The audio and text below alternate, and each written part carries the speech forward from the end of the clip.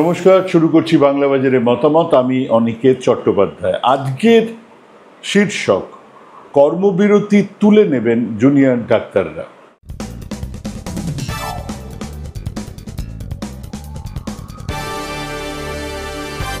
পৃথিবীর ইতিহাস সমান তালে এগোয়নি, সমানভাবেও এগোয়নি।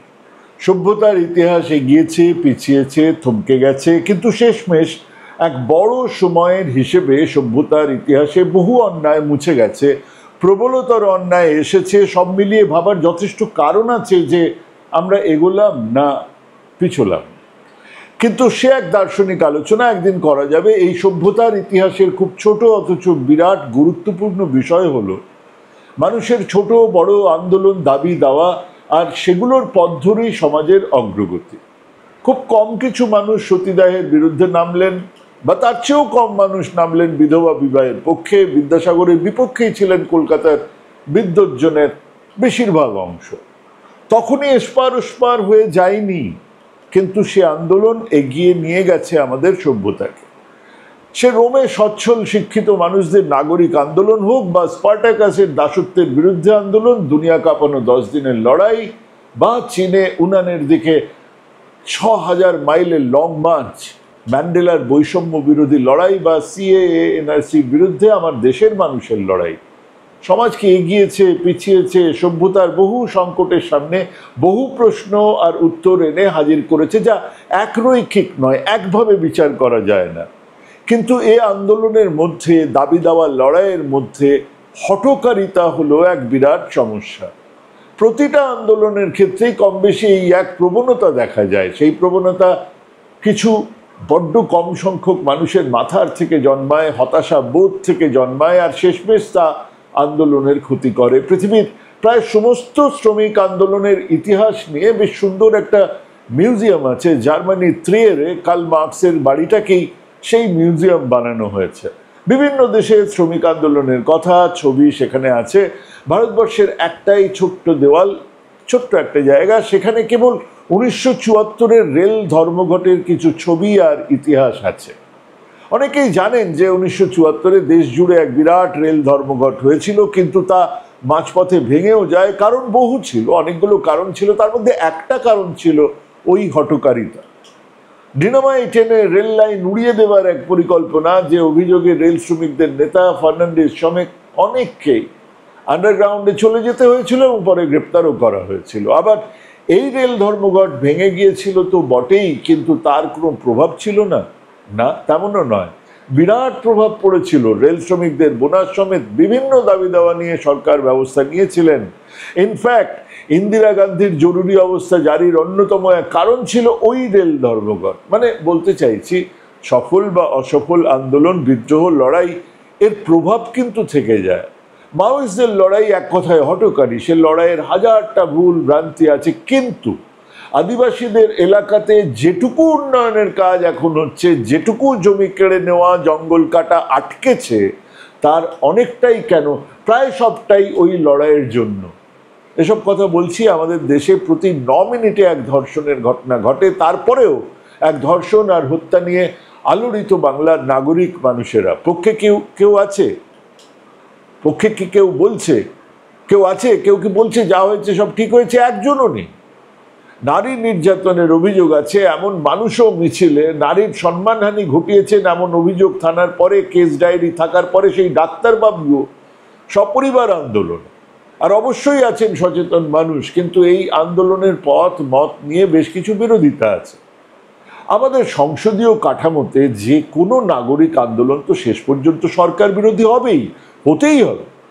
কারণ যারা আছেন ক্ষমতায় তারা দায়িত্ব এড়াবেন কেমন করে? আর এক্ষেত্রে এক সরকার যার প্রায় প্রতিটা মন্ত্রক দুর্নীতির নতুন নতুন রেকর্ড করেই চলেছে। শিক্ষা দপ্তর তো মোটামুটি জেলে। কাজেই যে প্রান্তিক মানুষজন সরকারের কাছ থেকে বেঁচে থাকার ন্যূনতম রসদের অনেকটা পান, বেশ খানিকটা পান। বিভিন্ন প্রকল্পের মাধ্যমে যারা কিছু টাকা নগদে পান, কিছু সুবিধে পান, সেই বিরাট সংখ্যক মানুষদের বাদ দিলে নাগরিক মানুষের একটা বিরাট অংশের কাছে এই সরকার বিশ্বাসযোগ্যতা কিন্তু হারিয়েছে। এটা সত্যি কথা। কাজেই সামান্য রাস্তার গর্ত নিয়ে মানুষের বিক্ষোভ থেকে শুরু করে এই ধর্ষণ বা হত্যা তো সরকারের বিরুদ্ধেই যাবে। জবাব চাই, জবাব দাও, বলবোটা কাকে? সরকারকেই বলবো। কার্টিসি বিকাশ ভট্টাচার্য তার খানিকটা উষ্মা, খানিকটা জবাবদিহি এই মানুষজন এখন সিবিআইয়ের কাছেও চাইতে বাধ্য হচ্ছেন। সুপ্রিম কোর্ট নিয়েও ক্ষোভ জমেছে, মানে রাজ্য সরকারের ওপর ক্ষোভের ঝাঁজ, যে রাগ, সেটা খানিকটা ভাগাভাগিও হচ্ছে। কিন্তু সমস্যাটা হলো সংসদীয় ব্যবস্থা নিয়ে সেখানে তো অরাজনৈতিক ইত্যাদির বিলাসিতার কোনো জায়গাই নেই। দল বা ফোরাম বা মঞ্চ যাই বলুন না কেন, একটা কিছু তো থাকতে হবে। নির্বাচনে প্রার্থী হতে হবে, প্রচার থাকতে হবে এবং জিততে হবে। এই আন্দোলন থেকে উঠে আসা ক্ষোভ সামাজিক ক্ষেত্র এক বিরাট প্রভাব তো ফেলেইছে, কিন্তু সংসদীয় ব্যবস্থায় কিভাবে প্রভাব ফেলবে? ধরুন বিজেপি, তাদের ভোট পার্সেন্টেজ 3-4% যদি বেড়ে যায় এই আন্দোলনের ফলে, যে মানুষের মধ্যে রাগ, তার জন্য, তাহলে বদল হবে, বিরাট বদল হবে রাজ্য রাজনীতিতে। কিন্তু এই ধর্ষণ আর হত্যা, লেগে থাকা দুর্নীতির ইত্যাদি আন্দোলনের থেকে বিজেপি কিছু সমর্থন পাবে? পাবে তো নাই, বরং কিছু সমর্থন চলে যেতে পারে। মূলত বাম নাগরিক মানুষজন এই আন্দোলনের মূল অংশ। তাদের বেশিরভাগটাই আগে তো তৃণমূল বা বিজেপিকে ভোট দিতেন না, এবং বাম সম্মিলিত বাম নয়। আন্দোলন থেকে বেরিয়েই এসইউসিআই সিপিআইএম কে সংশোধনবাদী বলবেই, সিপিআইএম এর লিবারেশন সিপিআইএম কে বিলোপবাদী বলবেই। ওনারা আলাদা প্রার্থীও দাঁড় করাবেন। আরজিকর ধর্ষণ হত্যাকাণ্ড মঞ্চ নামের কিছু হলে তা সারা রাজ্যে 2-1, 3-4টে আসনে দাঁড়াবে। বামেদের ভোট যদি বাড়েও তাহলেও 2-3-4-5% বেশি নয়, যা আসনের হিসেবে কিছুই নয়। ওদিকে জাতীয় রাজনীতির বাধ্যবাধকতায় কংগ্রেসের গতিমুখ বদলে যেতেই পারে। সেক্ষেত্রে আরো 7-8% ভোট সমর্থন পেয়ে তৃণমূল আরো বেশি আসন পেলেও অবাক হবার কিছু নেই। সব মিলিয়ে যাকে বলে রিয়েল পলিটিক্স, সেখানে কোনো পরিবর্তন এই আন্দোলন আনতে পারবে না। কিন্তু এই আন্দোলন অনেক সম্ভাবনার দরজা খুলে দিবে। এক, লিঙ্গ সাম্যের পক্ষে, মহিলা নির্যাতনের বিরুদ্ধে এক বড় আন্দোলন গড়ে তোলা যায়। তাকে কারোর ল্যাজ ধরে চলতে হবে না, অন্য কারোর দাবি দাওয়া নিয়ে মাঝপথে পথ না হারিয়ে সেই আন্দোলন নিজেই হয়ে উঠতে পারে এক বিরাট সামাজিক রাজনৈতিক আন্দোলন। সেখানে প্রান্তিক মানুষদের অনায়াসে জুড়ে নেওয়া যায়, কারণ সেই মানুষজনদের ঘরেই মহিলাদের অবস্থা সব থেকে খারাপ। তাদের আর্থিক বৈষম্যের আঘাত সহ্য করতে হয়, ঘরে বাইরে পুরুষ নির্যাতন সহ্য করতে হয়। যে সামান্য কটা টাকা এই মঙ্গল, লক্ষ্মী ঘট ইত্যাদি ইত্যাদি থেকে পাচ্ছেন, সেটাকেও কেড়ে নেওয়া হয়। হ্যাঁ, এরকম অভিযোগ আছে, মদ খাচ্ছে বলে কেড়ে নিচ্ছে তার সামনে। রাতের বেলা সুইগি থেকে খাবার আনিয়ে খেয়ে দিয়ে 2খানা স্করপিও গাড়ি করে চিনার পার্কে হাজির হয়ে রাত দখলের বিলাসিতা তাদের নেই, কিন্তু তারাই এই আন্দোলনের সবচেয়ে সম্ভাবনাময় সাথী হয়ে উঠতে পারত, এখনো হয়নি। 2, দুর্নীতিতে এমনি আমাদের নির্বাচনে খুব বড় ইস্যু দুর্নীতি নয়। সেই এক বোফোর্স নিয়ে সরকার ফেলে দেওয়ার পরে মানুষ বুঝেছে যে এক দুর্নীতি বলে যে চিৎকার হয় তার অনেকটাই রাজনৈতিক। বুঝেছেন যে যারা তাদের বদলে আসবে তাদের মধ্যে দুর্নীতি কিচ্ছু কম নয়। জানেন যে দুর্নীতি আমাদের সমাজের এক অঙ্গ, তবুও দুর্নীতির অভিযোগ গড়ে ওঠা রাজনৈতিক আন্দোলন ক্ষমতার ভিতকে নাড়াতেই পারে। একটা নতুন মুখ এসে হাজির হলেই মানুষ ভরসা পাবে। শুরুর দিকে আপের কথা ভাবো, আর পাশে গিয়ে মানুষ দাঁড়াবেই। পচা মুখের বুড়ো হাবড়াদের পাশে নয়, কারণ তারা জেনেই ফেলেছে যে রাজনৈতিক নেতাদের দুর্নীতি করাটা জন্মসিদ্ধ অধিকার। 3 নম্বর সম্ভাবনা ছিল জুনিয়র ডাক্তারদের এক বিরাট আন্দোলন হয়ে উঠতেই পারত, গণস্বাস্থ্যের আন্দোলন। যে কোনো মুহূর্তে তাতে জুড়ে যেতে পারত আম আদমি, সাধারণ মানুষ। যদি মানুষ বোঝে এই ডাক্তারেরা নিজেদের সিসিটিভি বা রেস্টরুমের জন্য নয় লড়ছে জেনেরিক ওষুধ, কম দামি ওষুধ, আর চিকিৎসার জন্য লড়ছে চিকিৎসা ক্ষেত্রে কর্পোরেট মাফিয়াদের বিরুদ্ধে, লড়ছে সরকারি হাসপাতালে চিকিৎসার আরো ভালো এবং আরো বেশি ব্যবস্থার জন্য, তাহলে এই আন্দোলনের পাশে ওই মাফিয়াদের বদলে রাজ্যের, দেশের মানুষদের সমর্থন থাকবে। এক আর্জেন্টাইন ডাক্তার তো এই কাজটা নিজে হাতে করে দেখিয়েছিলেন। সবচেয়ে বড় বিনামূল্যের চিকিৎসা ব্যবস্থা তো আজও কিউবাতেই চলে। কিন্তু এই 3টের কোনোটাই হলো না। কেন হলো না? তার প্রথম কারণ হলো এই ঘটনার থেকে জন্ম নেওয়া আন্দোলনের সবচেয়ে বড় আর গুরুত্বপূর্ণ বিষয়টা ছিল মহিলা নির্যাতন, লিঙ্গ সাম্যের লড়াই। তাদের আন্দোলন থেকে খুব বেশি স্পেসিফিক দাবি উঠতেই পারত, একেবারে স্পেসিফিক দাবি উঠতে পারত। সারা রাত জুড়ে পাবলিক বাস চালাতে হবে, ট্রাম মিনি বাস চালাতে হবে, থাকতেই পারত। শহরতলি জুড়ে মহিলাদের আলাদা সুরক্ষিত টয়লেটের প্রশ্ন। একটা বাজারে যান, কলকাতার একটা বাজারে যান, সেখানে মহিলাদের আলাদা টয়লেট নেই, অজস্র মাছ কাটার জন্য অজস্র মহিলা সেখানে কাজ করছেন সকাল থেকে বিকেল পর্যন্ত, একটা টয়লেট নেই। উঠতেই পারত মহিলা পুলিশ ফাঁড়ির কথা। আরো এরকম হাজারো বিষয় নিয়ে মুখ্যমন্ত্রী আর আমলাদের সঙ্গে বৈঠক করে কিছু জয় ছিনিয়ে নেওয়া যেত, এই লড়াইকে আরো প্রত্যন্ত অঞ্চলে ছড়িয়ে দেওয়াই যেত। তার বদলে এই বিশাল সামাজিক আন্দোলন, ডাক্তারবাবুদের আন্দোলনকে সমর্থন করতে বসে গেলেন অন্য সব ভুলে। তারা সমর্থন করতেই পারতেন, কিন্তু নিজেদের দাবি নিয়ে রাস্তায় কেন থাকবো না? নিজেদের দাবি নিয়ে তারা কেন বৈঠকে বসবেন না? এবার ডাক্তারবাবুরা বৈঠকে বসছেন মুখ্যমন্ত্রী মুখ্য সচিবের সঙ্গে। দাবি কি লিঙ্গ সাম্যের? শহর জুড়ে মহিলাদের টয়লেটের? সারা রাত বাস মিনিবাস চালানোর? না, তারা তাদের সিসিটিভি, বায়োমেট্রিক্স, রেস্টরুম, তাদের কথা বলে এলেন। আর ছেলে মানুষের মতো একে ওকে তাকে পদ থেকে সারানোর দাবি তুললেন। ভুলেই যাচ্ছেন, সবাই জানে এটা একটা সিস্টেম। এক বিনীত গোয়েলের জায়গায় অন্য কোনো আমলা, অন্য কোনো মানুষ এসে পুলিশ কমিশনারের আসনে বসলে শেষমেশ রাজনৈতিক প্রভুদের কথা শুনেই চলবেন, সেটাই চলার কথা, এক চুলও বদলাবে না। দ্বিতীয় কারণ হলো ডাক্তারবাবুদের সারাক্ষণ এক মিথ্যের আশ্রয় নিয়ে চলে। দুর্ভাগ্যজনক, কিন্তু এটা তারা করেছেন। তারা ঘটনার 3 দিনের মাথায় একটা ইন্সপেকশন করলেন। তাদের প্রতিনিধি কেবল নয়, নেতৃত্বস্থানীয় ডাক্তারেরা সেই ইন্সপেকশনে থাকলেন, জানালেন অবিলম্বে সেই কাজ করতে হবে। সেই জন্যই তো ইন্সপেকশন হলো। 9 তারিখে এরকম একটা ঘটনা হয়েছে, 12 তারিখে ইন্সপেকশন হবে কেন? কাজ শুরু হতেই যখন তার নজরে এলো, এমনকি কলকাতা পুলিশও কাজ থামাতে বললো, সেই চিঠি আমরা দেখিয়েছি। তারপর হঠাৎ বলা হতে লাগলো প্রমাণ লোপাট করা হচ্ছে, আর সবকিছু জেনেও চুপ করে বসে থাকলেন জুনিয়র ডাক্তারেরা। অশ্বত্থামা হত ইতি গজ। পোস্টমর্টেম নিয়েও একই রকমের ধাস্টামি। 5 জন জুনিয়র ডাক্তার সেখানে ছিলেন, তার মধ্যে 3 জন নেতৃত্বেই আছেন। এনারা সবাই পিজিটি, মানে কমসম করে 4-5 বছর আগে ডাক্তার হয়েছেন। এনারা সই করে জানাচ্ছেন যে পোস্টমর্টেম রিপোর্ট নিয়ে তারা ফুললি স্যাটিসফাইড, কিন্তু যখন সেই পোস্টমর্টেম রিপোর্ট নিয়ে আজও বিভ্রান্তি ছড়ানো হচ্ছে, তারা মুখ বন্ধ করে আছেন। আর এক বিপ্লবী নেতা বলছেন যে পোস্টমর্টেম দায়ে তো তারা, যারা পোস্টমর্টেম করেছে তাদের। জানি তো আমরা তো মৃতার মা যিনি সেখানে হাজির ছিলেন তাকে প্রশ্ন করছি না, করছি সেই 5 জন ডাক্তারকে, 5 বছর আগে হয়ে যাওয়া সেই ডাক্তারদের, যার সহকর্মী বন্ধু হিসেবে যারা সেখানে ছিলেন। আজ যখন বলা হচ্ছে মৃতার শরীরের পেছনেও নাকি বিরাট আঘাত ছিল, যা আবাপের সাংবাদিক বুঝে ফেলেছে, সেদিন ওই ডাক্তারেরা বুঝতে পারলো না কেন? তারাও কি ওই ষড়যন্ত্রে সামিল ছিল, নাকি তারা দেখেছিল? সেরকম কিছু নয়। তারা কি জানতো পোস্টমর্টেম ঠিক করে হয়নি, চুপ করেছিলেন তারপরেও?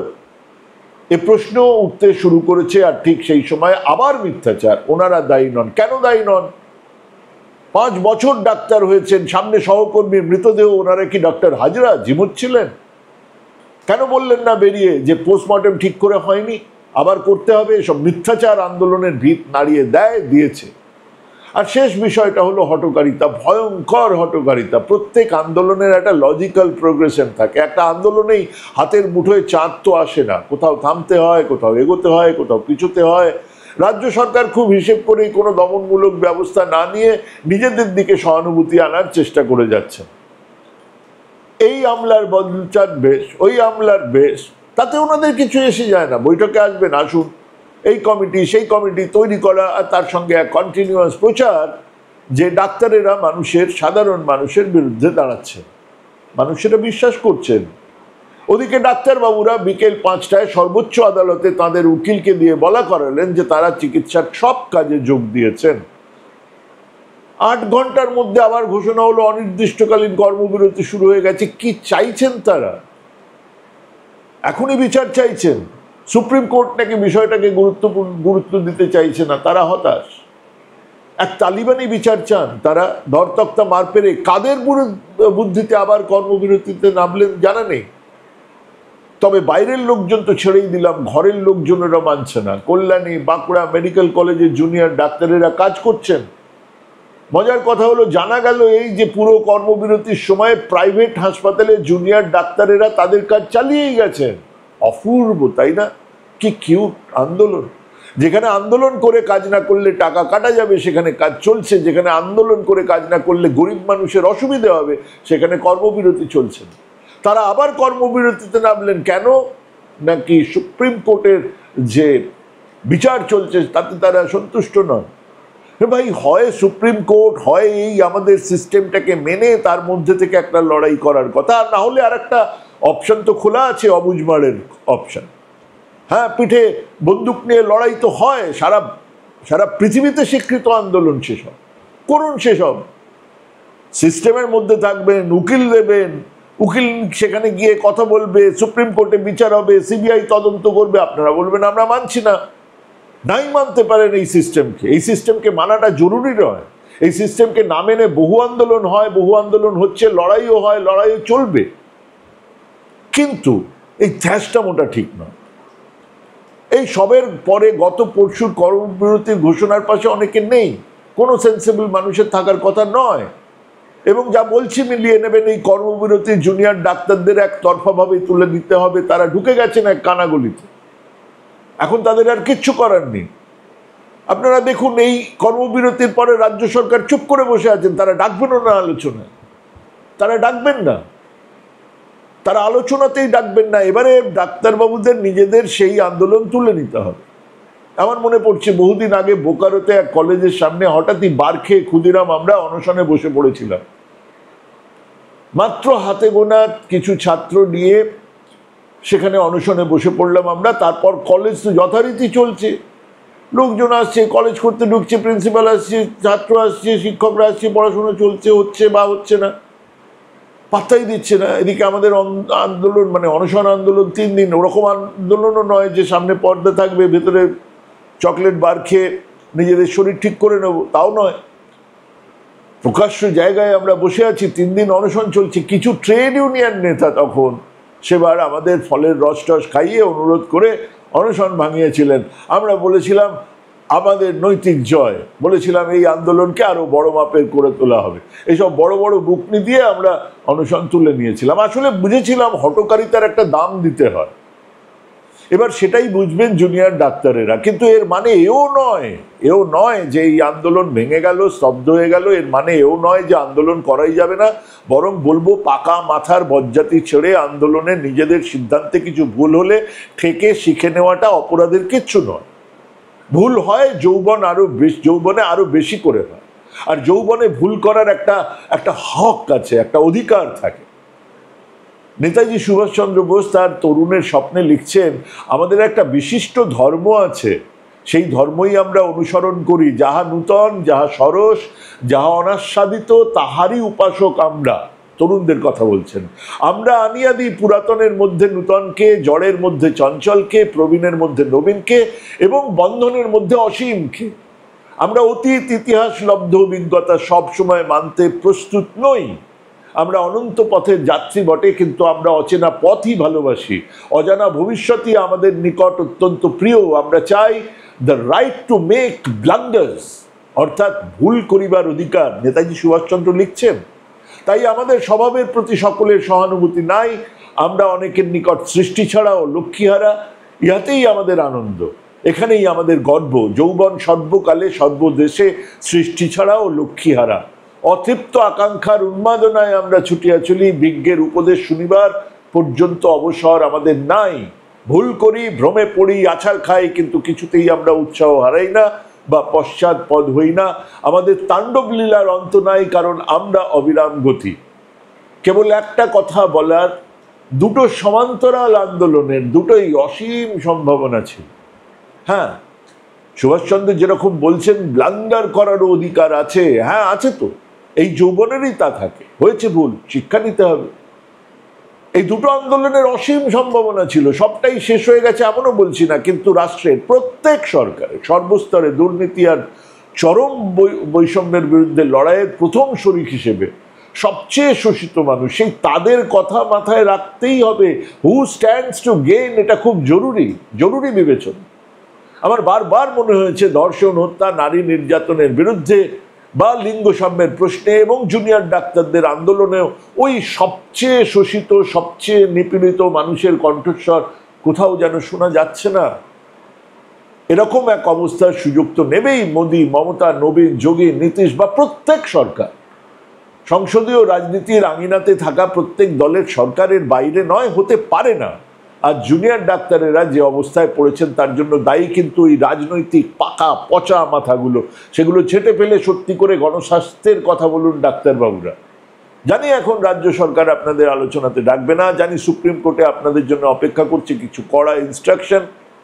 তবুও আশা করব আপনারা আপনাদের নিজেদের বিবেচনা বোধ থেকেই আপনারা একদিন মানুষের পাশে গিয়ে দাঁড়াবেন। কারণ আপনাদের অন্তত 70% তো টাকার জোরে ডাক্তার হননি, আপনাদের মেধা আছে, সেই মেধা আপনাদের পথ দেখাবে। ভাবুন, ভাবা প্র্যাকটিস করুন। আজকে এখানেই শেষ করছি, ভালো থাকবেন, নমস্কার।